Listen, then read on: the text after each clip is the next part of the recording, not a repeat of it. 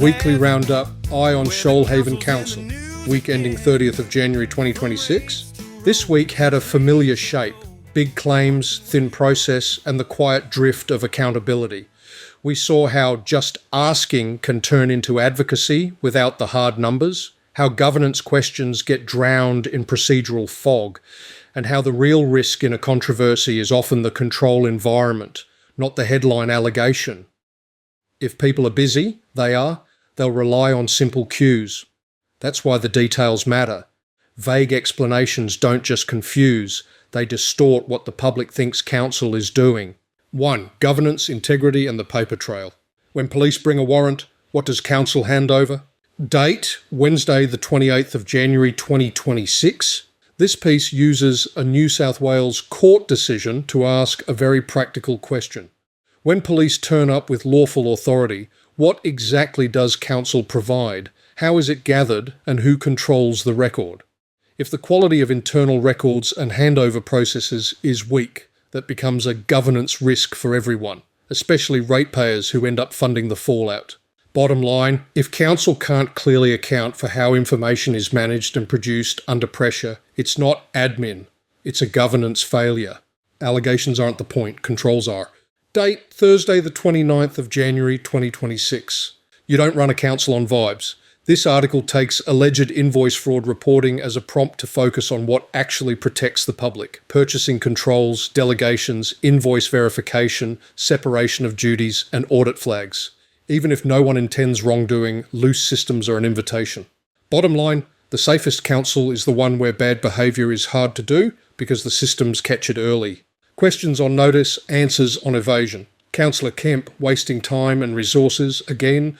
Date, Friday the 24th of January 2026. Questions on notice are supposed to produce clarity. This one produced something else: process language, strategic ambiguity, and a lot of staff time for not much public value.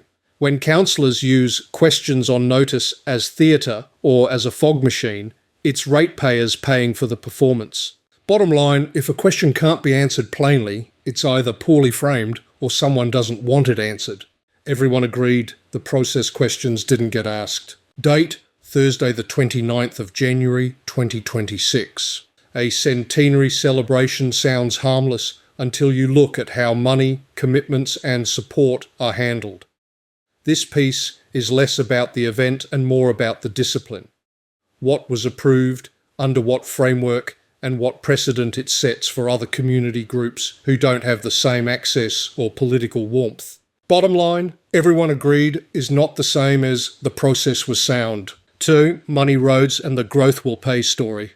Budget guardrails, road craters. Date, Sunday the 25th of January 2026. Council can talk discipline all day. The public needs the trade-offs. This article presses on what's missing behind the guardrail language, what's actually funded, what's deferred, and how the SRV story is being explained or not explained to residents dealing with the daily evidence, roads that are failing.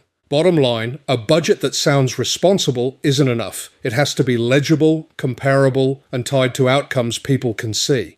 Growth pays until the bill arrives. Date, Monday the 26th of January 2026. Developer contributions are a real tool, but they're not a magic bucket.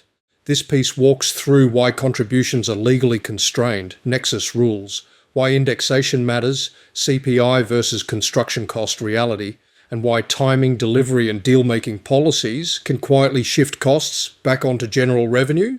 Bottom line, contributions can help, but without tight indexing, transparent, works-in-kind rules and delivery tracking, ratepayers still wear the gap. 3.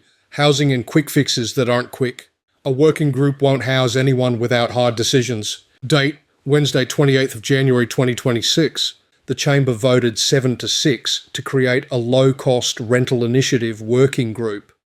Committees feel like action, but the hard part is always the same: land, funding, eligibility, partners, and a delivery model that survives contact with the budget. If those decisions aren't front and centre, housing action becomes a branding exercise. Bottom line, if council isn't willing to make the hard decisions and publish the numbers, a working group is mostly a delay mechanism.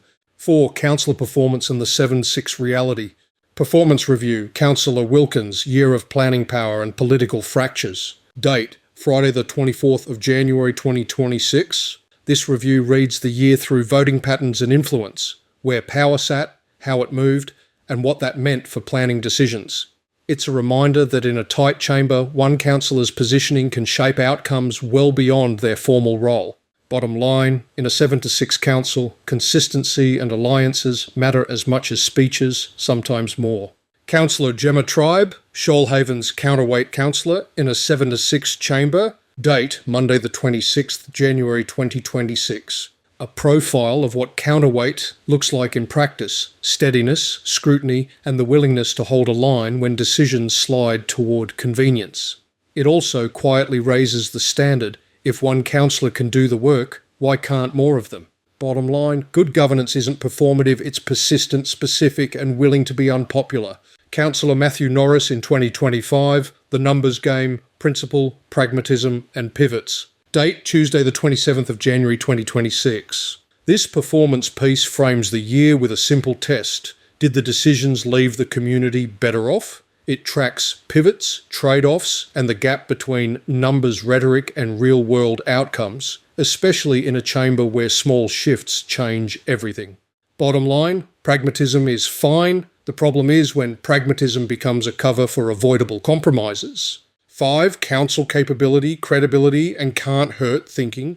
Dream big, ask later, the light rail motion that became advocacy. Date, Thursday the 29th of January 2026. The motion starts as a discussion and ends as advocacy, with the familiar line that it can't hurt.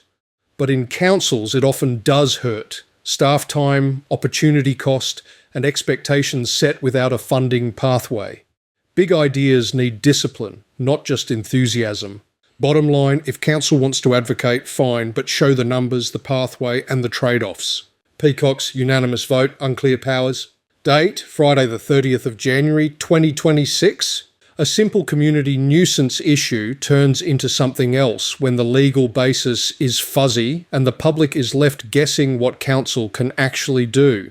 If the CEO and councillors aren't crisp on powers, residents get promises that don't translate into action.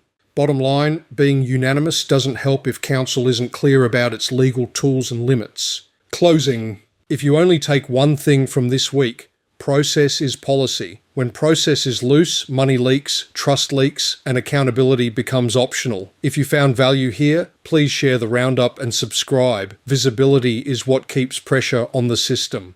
And if you've got documents, tips, photos, or on-the-ground context, send them through. Also, watch the next meeting, or go in person if you can. The chamber behaves differently when it knows the public is paying attention.